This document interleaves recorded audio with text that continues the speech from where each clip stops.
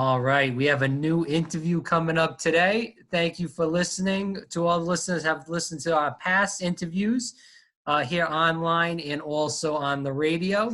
This is Conversations with Rob on the YouTube page. Please like, subscribe, and share our videos so we can get the word out. We do interviews from amazing people about amazing things that they've done in their life. Today I have the privilege of doing this interview with Susan Bubbers. She is a pastor in the Anglican Church, and she also wrote a book about pet prayers for loving creatures so close to your heart. And she actually has one of her pets, I believe, in her hand right now. So everybody say hi to a beautiful cat, I believe. This is Phoenix. And this is Phoenix, okay. So Susan, I do want to get into first of all, thank you for coming on the program. Sure, come on up. I do want to get into some stuff about your job, but also about the book and pets in general. And this is Bosco. This is Bosco the dog. He loves some attention. He's getting excited. All right, so let's get into your job. So what is the Anglican Church for people that don't know about the Anglican Church, and what is the belief system? So I'm a teacher, so I'll have to be careful to not go on too long.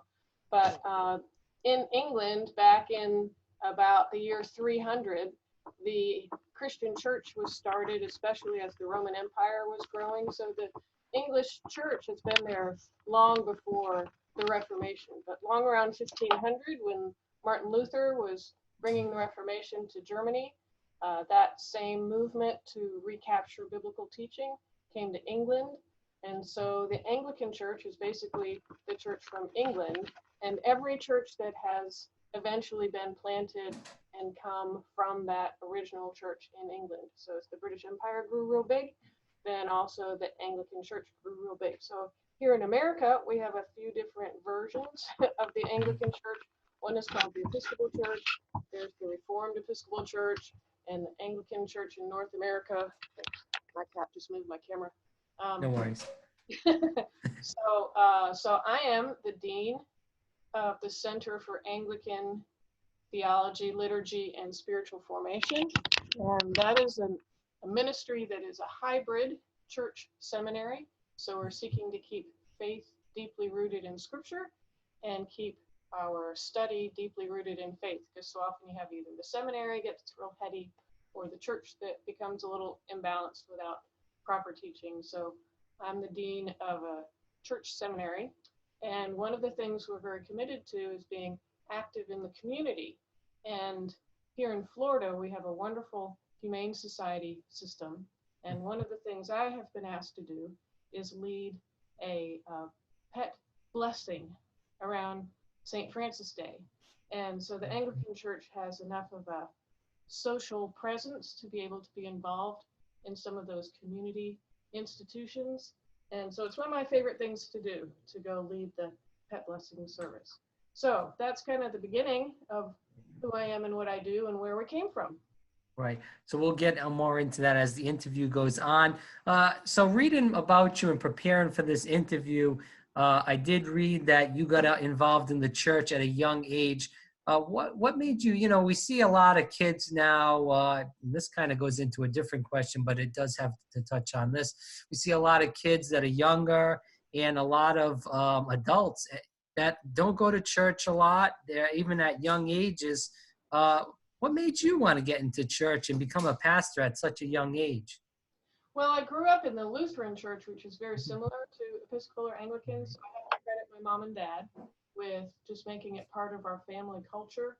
But very early on in my life, I was just, let's say, fed or nourished by creation. So I would sit outside in the grass. I grew up near the ocean. Dad worked at NASA, so I was always near a river or an ocean, and I would look at birds. And it was just a place where, even as a kid, I felt very, well, I wouldn't know the word back then, but centered and peaceful. One of my earliest memories is imagining Jesus sitting next to me. And so it was a very natural sense of peace that came to me whenever I was in creation or at church. I had that same kind of feeling at communion. And so for me, it was the environment around me, I would say, both my family environment and I was in this beautiful, ocean and river and birds. So I would say environment did a lot. And I just responded to those nudges that I felt on the inside. I think in our culture today, we stay so busy, even the kids stay so busy. We don't always create a space for them to listen and say yes to those nudges that come on the inside. So, Do you feel like a lot of people are atheists and non-believers now because of the society we live in, as far as the stuff that's on TV? The family is not as much as a unit as it used to be. I'm not that old, but growing up, my family, we used to eat together. I know the families before used to pass it down to always eat together, talk as a family. We don't see that much in these days right now. Do you feel like that's an effect on people that, are non-believers and just kind of gave up on Christ in general? I do. You're putting a whole nother clarification on what I was talking about, environment. And so to have a school where we were still allowed to sing Away in a Manger at Christmas time, we could do that when I was a kid, to have family dinners, to have that habit of going to church on Sundays, even if as a kid, I didn't always understand what it was about. It was still a habit. So now we get people in their 30s and 40s who've never had the habit of going to church, who haven't been in a culture that provides anything from Christmas carols to just a good Ten Commandments kind of work ethic. So yes, I do think environment. However you sorry, that was All right. someone's doing the yard outside. Okay. Yes, environment. I do think that matters. Let's talk about, have you talked to a lot of younger, old people in general, whoever it may be, that don't believe, as we just talked about, in Christ anymore? They've kind of left the church for a while. How would you try to get them back into believing again? How would you try to make them feel more at home in the church? Well, I like the term bridges. So let's say 50 years ago, it was a very short bridge between someone who was outside the church and a pastor within the church. So if you had, for example, a Christmas Eve service, it was a pretty short step culturally to step into a church, even if they didn't go all the time. Now there's a bigger gap between our culture and the church. And so for me as a minister or any Christian to find a bridge, a way to get involved, genuinely, not artificially, genuinely involved in the society around us, which is one reason that I'm so involved with pets and with animals, because people who are outside the church have really, I think, an increasing awareness of our need to take good care of animals and to get involved, let's say, out there in the realm of animals, for example. I make friends and relationships and I become more of a trusted presence out there. And once I become a trusted presence out there, it's more likely that an invitation for them to come in here in the church world is likely to be accepted. So, and there are other bridges. You can, going to play golf can be a bridge, or going to a knitting group can be a bridge. And I think Christians have to be much more intentional to get out and get involved in their society and their community in something they're genuinely interested in, and then form trusting friendships. And from there, people are more apt to trust what we say and trust our faith. So I would say bridges are a good way. Okay, so I just want to get into the last question on religion before we get into the pets in the book. Yeah. I was raised Catholic, went to Catholic school, grew up that way. We see a lot of people that I'm friends with, a lot of people that I've spoke to. They were Catholic and they kind of went away from that church. I know you're not Catholic, but this is kind of a point in general. With the priest problem, sorry, I have something in my eye. With the priest problem, as far as abusing kids, it's cost the Catholic Church a lot of money. People are bored at the Catholic masses when they go to church. We've also seen, as far as that goes, they're not really a progressive church. As far as letting women do anything in the Catholic Church, that's not allowed. We see now the Pope may allow that down the road. But what is your effect on, you being in a church that is more progressive? I'm not trying to make you go against this Catholic Church, but it's more, you're in a religion that's more progressive than the Catholic is, and Catholics are, rather. So what would your question be about that? Well, that you're, how do you feel as far as you're more in a religion that's more progressive than the Catholic Church, where they've had so many downfalls, people aren't going to that church because of not being progressive, not letting women in the church, with the sexual abuse scandal going rampant, the money that they've spent, whereas your church hasn't really dealt with any issues like that. Well, that's a big question. Yeah, sorry about that. I'll give you more thought. Here's my first impression answer. And of course, I don't have as much experience in the Roman Catholicism world, so it's hard to truly compare when I haven't been equally involved kind of on both sides of Protestantism and Roman Catholicism. But I will say a few observations. Some of the problems that you just mentioned in the Roman Catholic Church actually do still exist in Protestantism as well. So some sexual scandals have happened outside in Protestantism, just like they have the Roman Catholic Church. I think because the Roman Catholic Church is still a majority presence in the world, anything that happens with that group tends to get more press than, say, a little independent group, where if they had some incident happen, it might get some local press, but they are not a global presence, and so it's not going to attract global attention. So some of what you're describing, I think, is a problem for Christian churches worldwide, and not just Roman Catholicism. The issue about women in ministry, for example, that's still a problem in many Protestant churches. And I have a video, if you want to watch it, about why I think it's okay, why I think it's biblical for women to be ordained.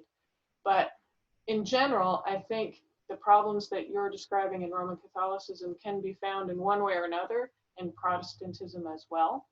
And if you go to any local church, you're apt to find similar questions and problems. That's just my general answer. I don't think there's that much of a difference. That's what I'm basically saying. Other Christian groups are having just as much trouble finding people to be pastors for more than a couple years. Independent groups sometimes have someone be a pastor for 2 or 3 years, and then they go on and get a different job. So I think those problems are common, I guess, is my answer. Right, but I do, to kind of push back, but not really, that I do feel like in the Catholic religion, where priests can't get married, is a bigger problem, where in Protestant religions, they can get married. Some of them, not a lot of them, but some of them will let a woman in the ministry. So I feel like that's easy to get somebody to work that job or want to be a part of that position with Christ than, a job where, you can't get married and there is other issues. Do you agree with that? Yes, I'm sure that there are many young men who would like to be involved in ministry in Roman Catholicism, but they face that hurdle. And so I'm sure that's an insurmountable hurdle for many young men. So yes, I would agree. Okay, so let's get into the pet book that you wrote, Pet Prayers. What made you want to write that book? I know you talked about what you've done with the Humane Society. Could you just elaborate why you wanted to write that book? Well, it's a story about me and my cat named Karis. And I was a pastor of a church in Sebastian, Florida at the time. And my beloved Karis had been with me for 9 years, and she died a bit early because of a cancer problem. And I, of course, was very emotional and sad. And so I took the liturgy out of our Book of Common Prayer that I use to bury people, and I rewrote it to make it appropriate to use to bury my precious Karis. And I did that out of my own personal devotion and my own personal emotions. And a couple Sundays later, I just shared that from the pulpit as part of my sermon illustration about how we need to lean on the Lord no matter what our difficulties are in life, that even if it's something like losing a precious pet.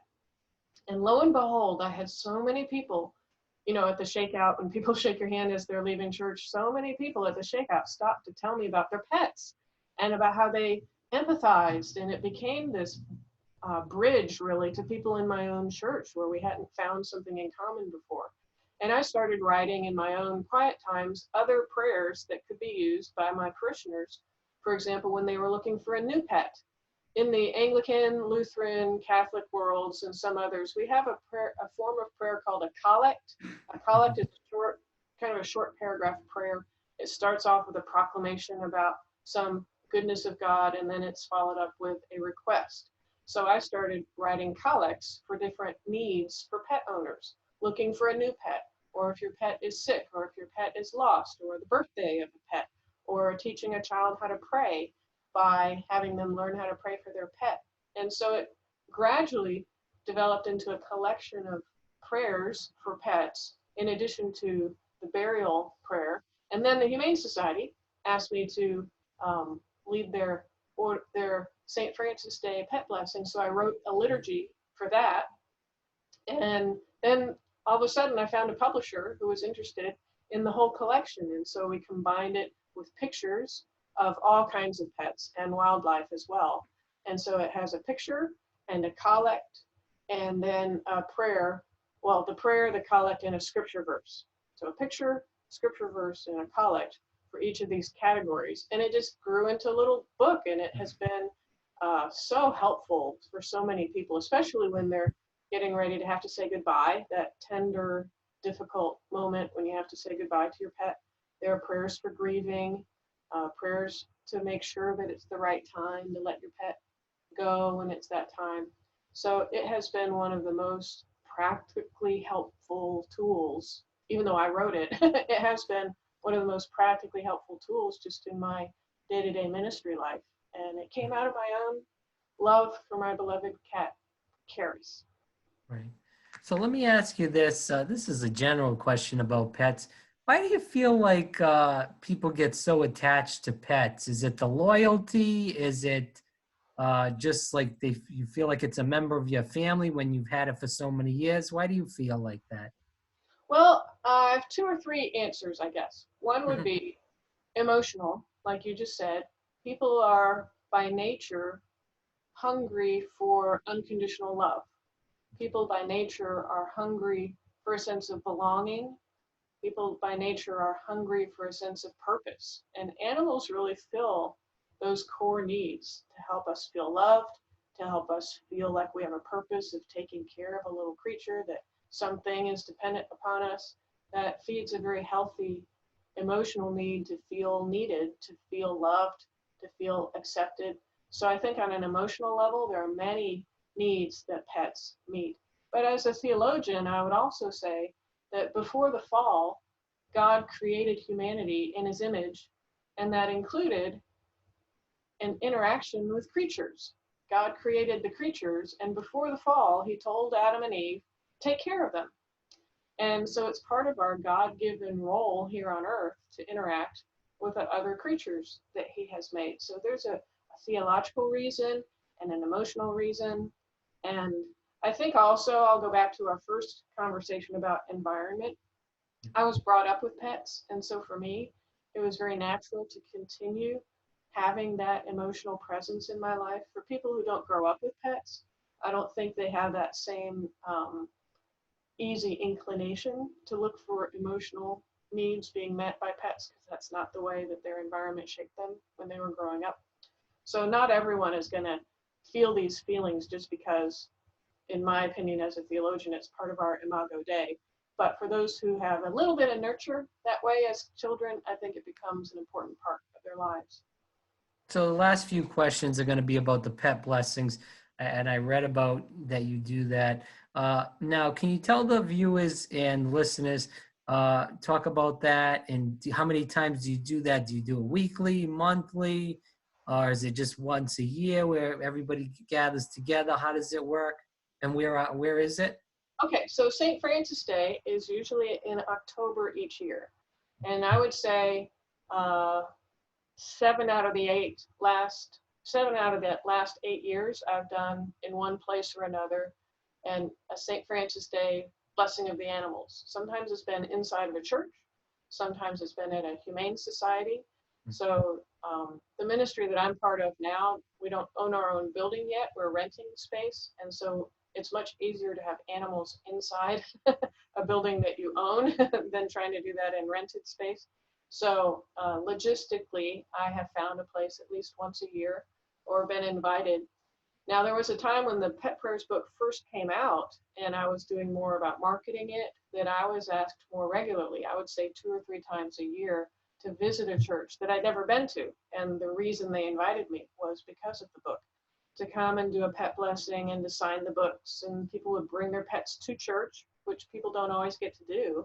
And for pet lovers, it's a great way to bring your worlds together, your church world and your pet world. All of a sudden they can come together. And people who attend churches find new friends and a new way to bond with others because, oh, all of a sudden that person you've only seen across the aisle for 5 years, oh, they have a dog, and look, I have a dog, and now they have dogs in common, and it helps church fellowship. I also am asked, I would say once or twice a year, by people to come to their homes and help them as they're having to say goodbye. So actually, just last week, I have a good friend, and he and his family had to say goodbye to their beloved pet. It was very difficult for them, and they had to learn how to explain that to their children. And so to have a pastor come in and be able to have some prayers and a concrete way to show that they care and show some help, and to show the kids, you know, a prayer they can pray, show the adults a prayer they can pray. It's been very practical in my ability to bond with families and be invited into their homes to participate in ministry. And I would say at least once a month, I get an email from someone asking how they can buy the book, which you can buy on Amazon, by the way. And sometimes people order 10 or 20 at a time, so they have them in their ready to give to another friend whose pet may be lost or something. So it's really a regular part of my ministry life. 2 more questions. Can you share with the viewers and the listeners a special story about, you know, maybe somebody's pet that, you know, they were saying goodbye or was injured, and you went over there, and, you know, just like a special story about something like that, if you have any?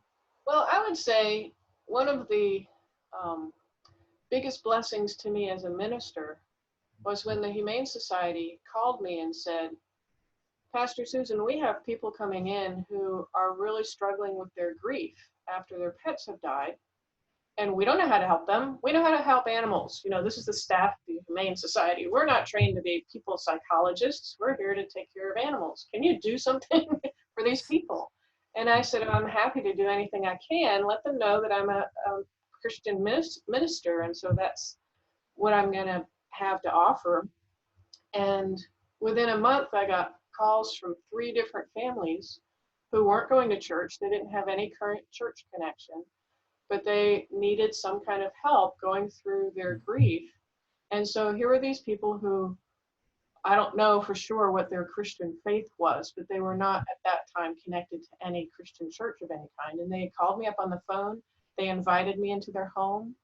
So I was able to go into the home of people I had never met who weren't churchgoers and listen to their stories about their love for their pets and how hard it was to say goodbye, and to be able to open the book and to pray prayers with them.